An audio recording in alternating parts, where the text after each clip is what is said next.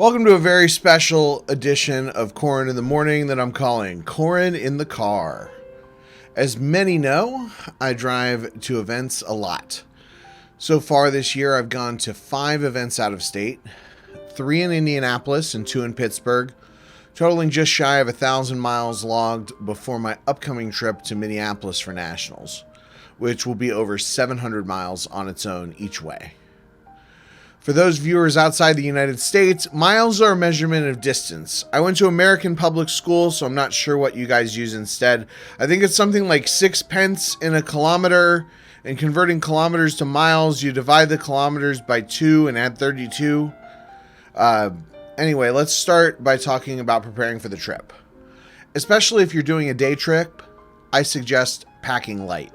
Have any decks fully assembled and avoid bringing much else. I recently took 3 decks of each side to an event and just ended up spending the day worrying about money cards walking away. If you're traveling to a multi-day event or a major, you may have to bring multiple decks or a box of playables. But the more prep you do prior to the event, the fewer playables you'll need to bring. I've filled my trunk with my entire collection before, and it's just not worth it. Another note on bringing cards to an event, especially when traveling to a major, it's good to make sure your cards are in containers that you can identify. We all have anthology boxes and OTSD boxes, and you don't want to accidentally mix your cards up with another player's cards. Now for food plans.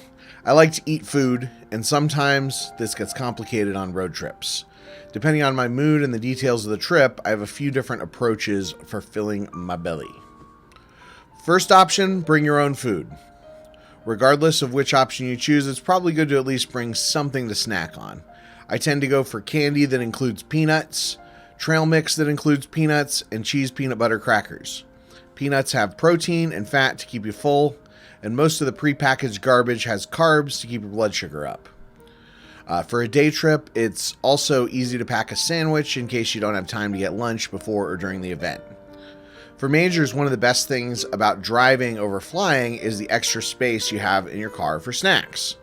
I usually hit the grocery and spend $30 to $50 on junk food. This includes bottled water and soda to put in the hotel fridge so I can avoid vending machines. If you're planning on drinking alcohol after the event, life is much easier if you bring something than if you're paying an arm and a leg at the hotel bar or trying to find a liquor store after going 1 and 7 in the main event. Next option, eating somewhere special. This never works. When I go to Minneapolis next week, or this week actually, because I wrote the script last week, I'd love to get a Juicy Lucy cheeseburger or try some donuts from one of the various places that have been recommended to me, but I'm just not that organized.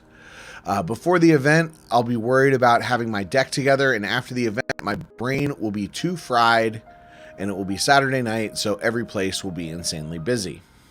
No matter how many times this strategy fails, I still try over and over. In 2019, while driving home from Nationals, I drove 45 minutes out of way to go to a drive-in featured on Diners, Drive-Ins, and Dives, and ended up with a very disappointing hamburger.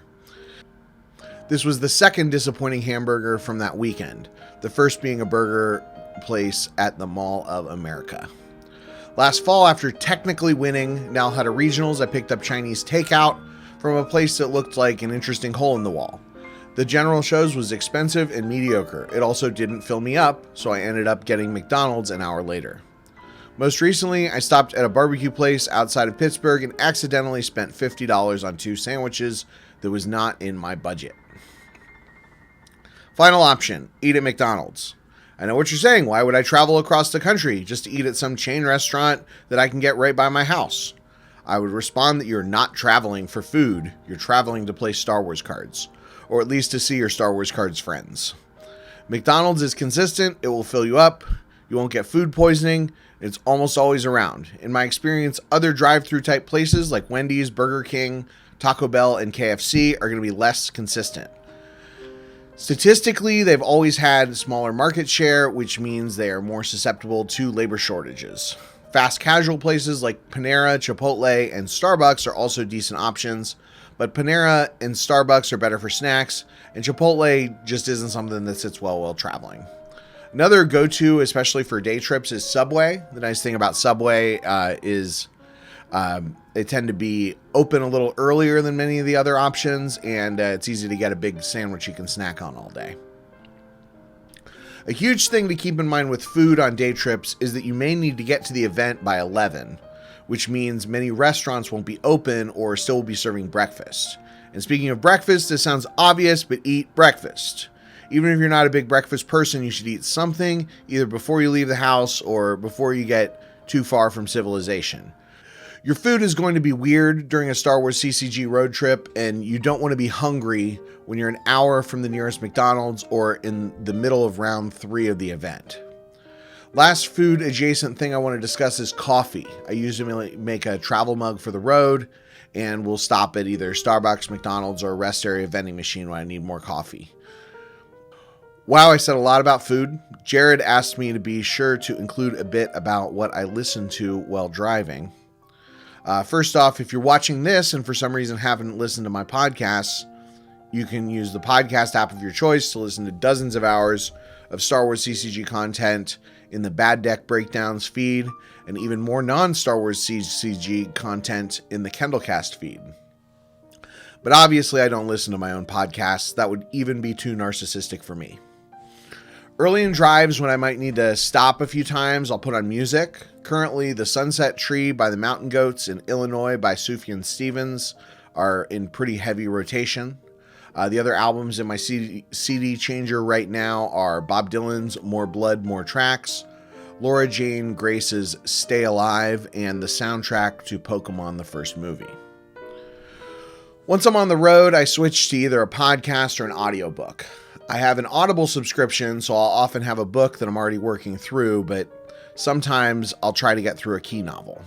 This worked when I drove to Worlds last year and I listened to a good chunk of Dune. It did not work every single time I've tried to get through the last book of the Thrawn trilogy or Lord of the Rings.